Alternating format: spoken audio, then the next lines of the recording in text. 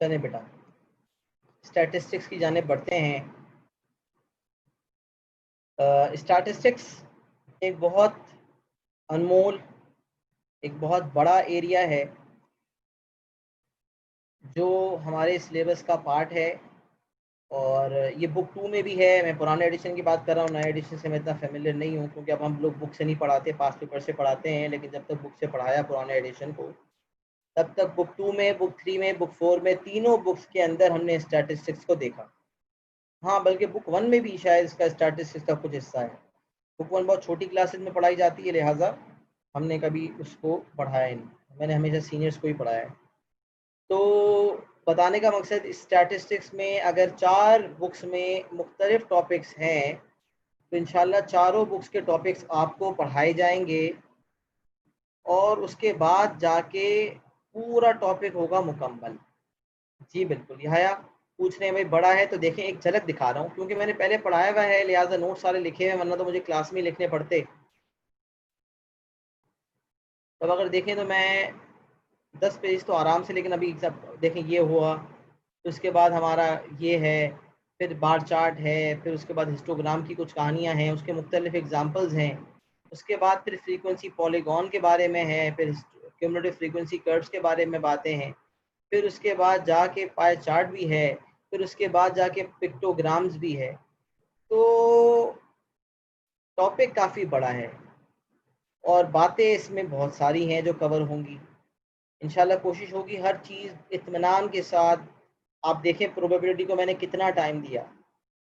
Probability छोटा topic है, इतना बड़ा नहीं है, लेकिन हमने बड़ी इत्मीनान से किया है। तकरीबन 2.5 हफ्ते, 2 हफ्ते शुरू किए, और फिर इस हफ्ते के भी हमने आधी क्लासेस उस पर वक्त की, बल्कि अभी थर्ड क्लास भी हमारी 15-20 मिनट इसी पे लग गई।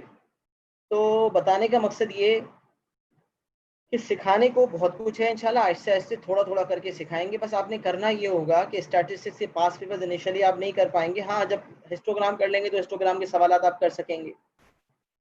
तो इस तरह हम करके थोड़ा सा डिवाइड कर लेंगे। लेकिन यहाँ पर बताने का क्या है, मेंशन ये कर रहा था कि स्टैटिस्टिक्स आप जो भी पढ़ेंगे वो रिव्यू करते रहेंगे। जैसे पहली क्लास में आपने जो सीखा वो आप रिव्यू करके सेकेंड क्लास में लाएंगे। सही है। अच्छा, अब स्टैटिस्टिक्स पेपर 1 में भी आता है, पेपर 2 में भी आता है, इसकी बहुत इंपॉर्टेंस है। और सही तरह से इसको अगर आप समझ लें तो आपके समझ लें 15-20 नंबर, 25 नंबर कुल मिला के निकल जाते हैं। और ख़ासकर वो बच्चे जो बहुत वीआईपी होते हैं मैथ्स के अंदर, भाई वीआईपी मैं क्या कह रहा हूँ, वीआईपी बच्चे समझ गए होंगे। उनके लिए 40 नंबर, 50 नंबर भी बाज़ औक़ात बहुत होते हैं पेपर को निकालने में। अगर टोटल मिला के 50-60 नंबर भी आ जाते हैं तो पेपर उनका निकल जाता है। तो स्टैटिस्टिक्स एक बहुत अच्छा एरिया है जो नॉर्मली मैनेजेबल भी है, अगर आप प्रॉपर तरीके से समझ लें। अच्छा, अब सवाल ये पैदा होता है कि स्टैटिस्टिक्स है क्या।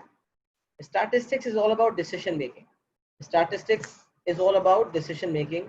और स्टैटिस्टिक्स में हम कुछ कैलकुलेशंस करते हैं, और उसकी बेसिस पर हम कंपैरिजंस करते हैं मुख्तलिफ डाटा सेट्स में। और कंपैरिजन का पर्पस क्या होता है, कंपैरिजन का ऑब्जेक्टिव क्या होता है। ऑब्जेक्टिव ये होता है कि हम वन डाटा सेट को सेकंड डाटा सेट से कंपेयर करें। सही है, this is the objective, so that we compare one data set with another. अच्छा सर, ये क्या कंपैरिजन कंपैरिजन की बात कर रहे हैं, थोड़ी सी इस पे बात करें। तो बेटा, सबसे पहली चीज जो स्टैटिस्टिक्स में हमने पढ़नी है वो है मेजर्स ऑफ सेंट्रल टेंडेंसी। जो सबसे पहले हमने पढ़ना है वो है मेजर्स ऑफ सेंट्रल टेंडेंसी। वो 3 किस्म के averages, measures of central tendency. सही है जनाब, मेजर्स ऑफ सेंट्रल टेंडेंसी। अच्छा, मेजर्स ऑफ सेंट्रल टेंडेंसी क्यों कहा जाता है इसे। 3 कॉमनली यूज्ड एवरेजेस हैं, आप सब ने जूनियर क्लासेस में देखे हैं। ये वही एरिया है इस वक्त जो आप पहले से देख चुके हैं, कुछ को याद भी होगा, जिसको याद नहीं है वो इंशाल्लाह याद कर लेगा। 3 किस्म के एवरेजेस होते हैं, मीन, मीडियन एंड मोड। इनको कॉमन जबान में, एक कॉमन लेमैन की जबान में एवरेजेस कहा जाता है, और मैथ्स की और स्टैटिस्टिक्स की जबान में इसे मेजर्स ऑफ सेंट्रल टेंडेंसी कहा जाता है। अच्छा सर, इसे मेजर्स ऑफ सेंट्रल टेंडेंसी क्यों कहते हैं। टेंडेंसी कहते हैं झुकाव को, किसी चीज की तरफ अगर इंसान का झुकाव हो तो उसे टेंडेंसी कहते हैं। I have a tendency someone has tendency towards playing football, someone has a tendency towards playing computer games. किसी चीज की तरफ इंक्लिनेशन या टेंडेंसी, झुकाव को हम टेंडेंसी का लफ्ज यूज करते हैं। और सेंट्रल का मतलब होता है कोई ऐसी चीज जो बिल्कुल बीचों बीच हो, जो पूरे डाटा को रिप्रेजेंट करती हो। जैसे एक सीआर होता है, क्लास रिप्रेजेंटेटिव। एक क्लास के 30 स्टूडेंट्स हैं, जब कोई प्रॉब्लम आता है तो वो अपने सीआर, अगर कोई सीआर काबिल है तो सीआर की तरफ जाते हैं, कि सीआर की तरफ रुजू करते हैं, भाई आप मसला हल कराओ, आपके हेड से भी बातें हैं, आपके ताल्लुकात भी अच्छे हैं हेड से, मैनेजमेंट से, आप बात करें, थोड़ा मसला हमारा हल करवाएं। तो एक सेंट्रल बंदा होता है जिसको सब अप्रोच करते हैं। हेड्स को कोई मसला है बच्चों के हवाले से, वो सीआर को अप्रोच करेगी। और अगर सीआर क्लास के बच्चों को मसला है, वो सीआर को अप्रोच करेगा। तो सीआर जो एक सेंट्रल बंदा होता है, बीच का बंदा होता है। इसी तरह ये मेजर्स ऑफ सेंट्रल टेंडेंसी, वो बीच की ऐसी वैल्यूज होती हैं जो पूरे डाटा सेट को रिप्रेजेंट करती हैं। It represents the entire data set. तो ये जो एवरेजेस हैं, ये क्या करते हैं? तीनों एवरेजेस एक सिंगल वैल्यू प्रोवाइड कर देते हैं, और उस सिंगल वैल्यू का पर्पस क्या होता है? Comparison. A single value condenses the data set into a typical value and allows us to compare one set of data with another.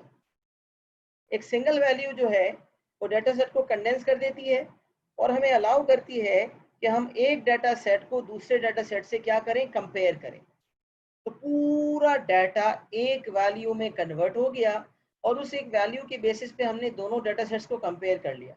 Sir ये जो बातें आप कर रहे हैं ना, इसमें आधी तो समझ आ रही है, आधी हमारे सर के ऊपर से जा रही है। तो अगर थोड़ा एग्जाम्पल मिल जाता तो बड़ा अच्छा हो जाता।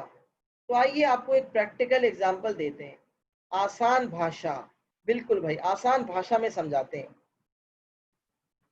बात थोड़ी मुश्किल की जाए और फिर उसको आसान बनाया जाए तो मज़ा ज़्यादा आता है। तो अब आसान भाषा में समझाता हूँ। आपकी आपके मैं इस वक्त ग्रेड 11 के मैथ्स के 2 सेक्शंस ले रहा हूँ। O3 मैथ्स का पहला सेक्शन है कंप्यूटर साइंस और दूसरा सेक्शन है कॉमर्स। सही, O3 के 2 सेक्शंस हम ले रहे हैं। अब उन 2 सेक्शंस में मैं चाह रहा हूं कि मैं ये देखूं कि इन दोनों क्लासेस में ज्यादा काबिल क्लास कौन सी। हाँ, मैं ये देखना चाहता हूं कि ज्यादा काबिल क्लास कौन सी। तो क्या मैंने काम किया, मैंने कहा भाई आज तुम लोग की सलाहियत को चेक करते हैं। मैंने एक 100 मार्क्स का पेपर बनाया और उसको कंप्यूटर साइंस में भी फेंका कि भाई 30 स्टूडेंट्स कंप्यूटर साइंस की भी उसको करें। लेट सपोज दोनों की स्ट्रेंथ बराबर है, 30-30 की है। कंप्यूटर साइंस में भी मैंने बोला भाई इसको करो, कॉमर्स में भी मैंने बोला इसको करो। मार्क्स आए, कॉमर्स में किसी के मार्क्स 100 हैं, किसी के 90 हैं, किसी के 70, किसी के 20, किसी के 30। यही कुछ हाल सिमिलर कंप्यूटर में भी है। अब मैं कहूँ यार 30 स्टूडेंट्स यहाँ हैं, 30 स्टूडेंट्स यहाँ हैं, कुछ तो यहाँ भी बिल्कुल फारिग हैं, कुछ तो यहाँ भी बिल्कुल फारिग हैं, कुछ तो यहाँ भी आउटस्टैंडिंग है, कुछ तो यहाँ भी आउटस्टैंडिंग है। आखिरकार ये कंपैरिजन में करूं कैसे? ये जजमेंट में कैसे पास करूं?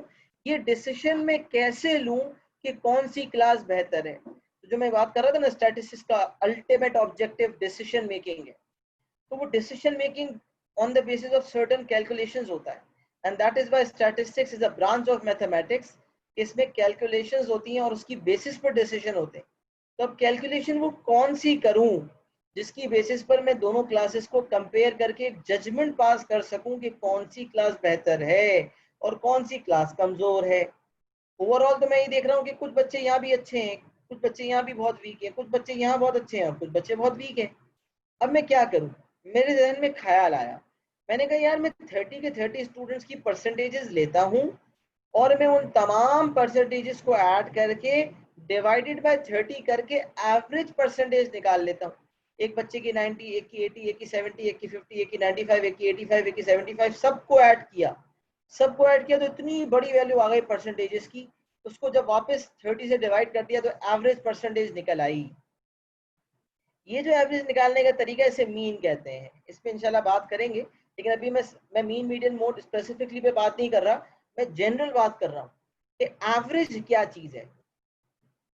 तो मैंने एक एवरेज निकाला, मैंने एक ऐसी वैल्यू निकाली, सिंगल वैल्यू निकाली 30 वैल्यूज की बेसिस पर एक सिंगल वैल्यू निकाली, एवरेज परसेंटेज। कंप्यूटर की भी निकाली, कॉमर्स की भी निकाली। इस एवरेज परसेंटेज को देखा गया तो कंप्यूटर की एवरेज परसेंटेज 80 थी, कॉमर्स की देखा गया तो कॉमर्स की एवरेज परसेंटेज 75 थी। अब मैं कहूँ भाई ओवरऑल कौन सी क्लास बेहतर है, तो सब कहेंगे sir average percentage computer science की ज़्यादा है, लिहाजा कंप्यूटर साइंस वाले बच्चे ज़्यादा बेहतर है ओवरऑल। हालांकि नेक्स्ट लेवल माठे बच्चे कॉमर्स में भी हैं, नेक्स्ट लेवल माठे बच्चे कंप्यूटर साइंस में भी हैं, और दर सही बताऊँ तो ये हकीकत भी है, इस ये दोनों सेक्शंस की हकीकत भी यही है। और कुछ आला बच्चे यहाँ भी हैं, कुछ आला बच्चे यहाँ भी हैं, और यही हमारी हकीकत भी है। तो अब बताने का मकसद ये कि कौन बेहतर है, ज्यादा बेहतर कौन है। तो एवरेज परसेंटेज यहाँ निकाली, एवरेज परसेंटेज वहां निकाली, जिसकी एवरेज परसेंटेज ज्यादा आ गई वो क्लास बेहतर। तो डिसीजन लेने में दिक्कत इनिशियली हुई, लेकिन जब मैंने एक सिंगल वैल्यू निकाली तो मेरा कंक्लूजन आ गया कि कंप्यूटर साइंस की एवरेज क्लास परफॉर्मेंस कॉमर्स वाली क्लास से बेहतर है। तो ये है स्टैटिस्टिक्स का purpose. A single value allows us to compare one set of data with another. सही है। अच्छा जी, खूबसूरत कमेंट्स देखने को मिल रहे हैं इसलिए थोड़ी सी मुस्कुराहट चेहरे पे आ गई। बहरहाल हर कमेंट पे जवाब देना मुनासिब नहीं समझता मैं। अच्छा अब देखें, तो अब सवाल ये पैदा होता है कि पहला मेजर कौन सा है। पहला मेजर है मीन, दूसरा मेजर है मीडियन, तीसरा मेजर है मोड। तीन मेजर्स ऑफ सेंट्रल टेंडेंसी हैं, तीनों वन बाय वन पढ़ेंगे। तीनों में दो डाटा सेट है, एक अनग्रुप्ड है और एक ग्रुप्ड है। सर ये कुछ समझ नहीं आ रहा, ये क्या मतलब है अनग्रुप्ड और ग्रुप्ड। तो आइए इस पे थोड़ी सी बात करते हैं। अनग्रुप्ड डाटा का मतलब होता है रॉ डाटा, वो डाटा जो जैसा ऑब्टेन किया गया था वैसा ही नजर आ रहा है, उस पर कोई प्रोसेसिंग नहीं हुई, अब तक हमने उसको प्रोसेस नहीं किया, उस पर कुछ काम नहीं किया, रॉ डाटा है, बिल्कुल रॉ फॉर्म में। और एक है group data, group data after processing होता है, उस पर कुछ काम किया होता है। ग्रुप डाटा में भी दो किस्में हैं, एक तो ये जो टेबल नजर आ रहा है वो, और एक और जो आगे ग्रुप फ्रीक्वेंसी डिस्ट्रीब्यूशन है। इंशाल्लाह आहिस्ते आहिस्ते चीजें समझ आएंगी, अभी बस सुनते रहें। तो अभी सबसे पहली बात ये है कि ये अनग्रुप डाटा और ग्रुप डाटा का डिफरेंस क्लियर करना है, सही है। अच्छा अनग्रुप डाटा क्या है, अब मैं एग्जांपल से समझाता हूं ताकि बात समझ आए। लेट्स सपोज 18 स्टूडेंट्स की एक क्लास है, 18 स्टूडेंट्स की एक क्लास है, और मैंने एक शॉर्ट 10 मार्क्स का क्विज लिया। समझ लें पेपर वन के एक एक नंबर के 10 सवाल मैंने दिए, और मैंने कहा 10 सवाल हैं 10 मार्क के और 10 मिनट में करो। 10 मार्क्स का क्विज था, 10 मार्क्स का एक पेपर था, पेपर वन, और उसको विदाउट कैलकुलेटर 10 मिनट में करना था। 18 स्टूडेंट्स ने वो टेस्ट दिया और उनके ये स्कोर्स आए। दो स्टूडेंट्स ऐसे थे जिनका स्कोर 0 आया, नेक्स्ट लेवल माठे बच्चे। दो बच्चे, एक बच्चा जिसका सिर्फ एक नंबर आया, तीन बच्चों के दो दो नंबर आए, दो बच्चों के 3 नंबर आए, और एक बच्चा 4 लाया, दो बच्चे 5, दो बच्चे 6, और एक बच्चा 7 लाया, एक बच्चा ऐसा था जो 8 लाया, और 3 बच्चे हाई अचीवर ऐसे थे जो 9 मार्क्स लाए। अफसोस की बात यह कि 10 मार्क्स कोई नहीं लाया, कोई बात नहीं, नेक्स्ट टाइम ट्राई करेंगे इंशाल्लाह।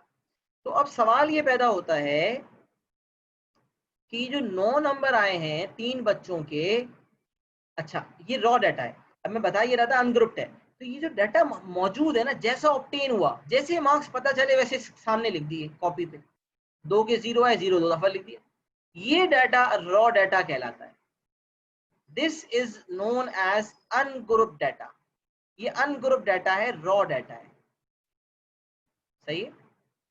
अच्छा ये अनग्रुप्ड डाटा हो गया। अब देखिए मैं कितनी तफसील से चीज़ों को समझा रहा हूँ, मैं डायरेक्ट मीन मीडियन मोड निकलवाना भी सिखा सकता था, लेकिन मैं नहीं कर रहा ये काम। अंदाज मुख्तलिफ, अंदाज क्या है कि आपको समझ आए। मेरा मकसद एग्जाम मैथ्स का क्लियर करवाना तो है, बल्कि उसमें अच्छा ग्रेड दिलवाना भी है। हमें ये स्टार के लिए नहीं, डिस्टिंक्शन के लिए पढ़ाएंगे इंशाल्लाह। लेकिन अल्टीमेट ऑब्जेक्टिव क्या है कि आप लाइफ लॉन्ग लर्निंग कुछ करें, और अल्टीमेटली आगे जब स्टैटिस्टिक्स की जब बात आए तो आपको पता हो कि ये स्टैटिस्टिक्स चीज क्या है, ऐसा समझ आ जाए कि भेजे में घुस जाए। सही है ना। और जब स्टैटिस्टिक्स की बात हो तो आपको एक इंट्रोडक्टरी आइडिया होगी ये स्टैटिस्टिक्स है क्या चीज, किस बला का नाम है। करने फिर कुछ आए या ना आए, लेकिन कुछ याद जरूर रहेगा, यादें जरूर रहेंगी इंशाल्लाह सर सुफियान की मैथ्स की क्लासेस की, अल्लाह के हुक्म से इंशाल्लाह। तो रॉ डाटा है, रॉ डाटा जो है वो अनग्रुप्ड होता है। अच्छा, अब ये ग्रुप में कैसे कन्वर्ट होता है सर? अब आपने अनग्रुप डाटा, रॉ डाटा तो बता दिया। अब आप अगर मुझे थोड़ा ये बता दें कि ये अनग्रुप डाटा ग्रुप में कैसे कन्वर्ट होता है। अच्छा, ग्रुप डाटा एक क्लास इंटरवल्स वाला होता है, उस पर इंशाल्लाह बाद में बात हो। अभी सिंपल ग्रुपिंग की बात करवा रहा हूँ। अच्छा, अब सिंपल ग्रुपिंग क्या है, अब मैं थोड़ा टेबल में मॉडिफिकेशन कर रहा हूँ। समझ लें, ये जो एक्स है ना, ये मार्क्स है। ये जो एक्स है ना, this is the marks, these are the marks. इसको मैंने थोड़ा सा वसी करना है, ये मार्क्स हो जाएंगे। और यहाँ पे आ जाएगी frequency. What is F? F is the frequency. सही है भाई जनाब। अब सुने, जरा फोकस कीजिएगा। मैंने कहा कि क्यों ना इसको थोड़ा सिंप्लीफाई किया जाए, डाटा को थोड़ा आसान बनाया जाए। अभी तो 18 वैल्यूज हैं, आपके लिए देखना आसान, मेरे लिए देखना आसान। कल को पूरे स्कूल, पूरे बैच में, O3 कॉमर्स में, O3 में, पूरे O3 में 110, 115, 108, 110 या कुछ ऐसे कुछ स्टूडेंट्स हैं शायद। I am not sure with exact figure, मेरे ख्याल से अराउंड 110 है। तो अगर 110 नंबर रॉ फॉर्म में आपके सामने रख दिए जाएं तो आप बोलेंगे क्या कर रहे हैं सर, मजाक कर रहे हैं हमारे साथ, हमें कुछ हो रहा है। इतनी वहशत सी महसूस हो रही है, इतने मार्क्स हम क्या करेंगे देखकर। हजम नहीं हो रहा डाटा। डाटा क्या है, हजम नहीं हो रहा। लेकिन लेकिन खुसूसी बात क्या है कि ये जो टेबल फॉर्म में जब हमने किया तो जितना इस टेबल का साइज है, 110 स्टूडेंट्स का डाटा भी आता तो टेबल का साइज यही होता। लेकिन रॉ डाटा में अभी 18 वैल्यूज लिखी हुई हैं, 18 लोगों के मार्क्स लिखे हुए हैं, 110 लोगों के मार्क्स लिखता तो पूरी स्क्रीन पे सिर्फ मार्क्स ही नजर आते और कुछ नजर ही ना आता। तो रॉ डाटा के अंदर क्या होता है, डाटा बहुत ज्यादा ज्यादा होता है तो टेंशन हो जाती है। छोटा डाटा होता है तो रॉ डाटा अच्छा लगता है। लेकिन अगर बड़ा डाटा होता है तो फिर हम रॉ फॉर्म में नहीं देख सकते, ग्रुपिंग की जरूरत होती है। अब ग्रुपिंग किस तरह हुई जरा ये देखें। अनग्रुप क्या होता है, रॉ डाटा समझा दिया। अब रॉ डाटा अगर हमें दिया हुआ है और उस रॉ डाटा की मदद से हमें ग्रुपिंग में आना है, ग्रुप डाटा में आना है, तो ग्रुप कैसे करेंगे। अब देखिए मैं क्या करता हूँ, इसको थोड़ा तहजीब याफ्ता बना रहा हूँ। What is frequency? फ्रीक्वेंसी का मतलब हम जानते हैं। मैं आपसे पूछता हूँ बच्चों, दिन में कितनी दफा खाना खाते हो? तो it would mean what is the frequency of having of having food. तो आप बोलेंगे sir breakfast and then lunch and then dinner.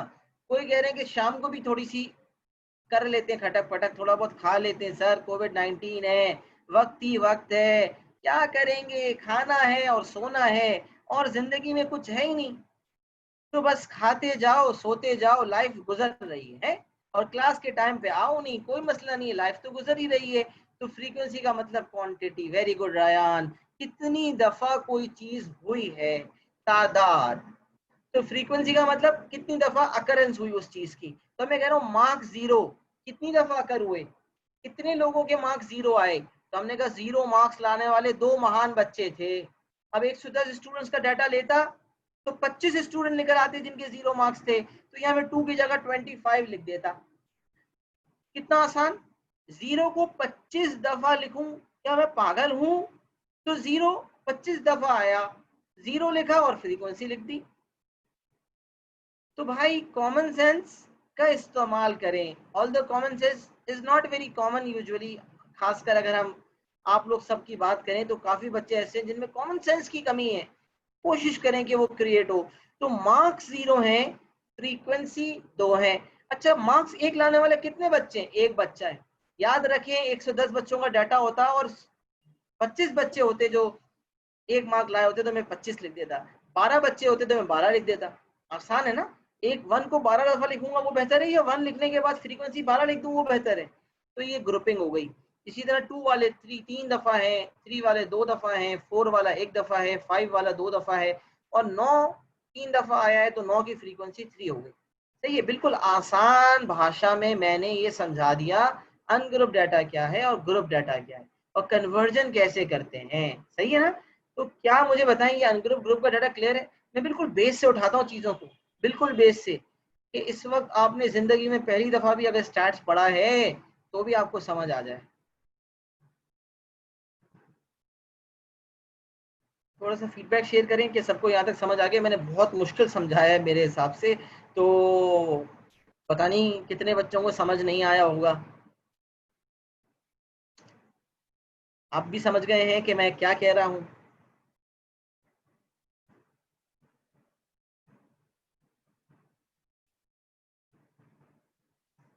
अच्छा, अब आप क्या करेंगे ये काम सुनो।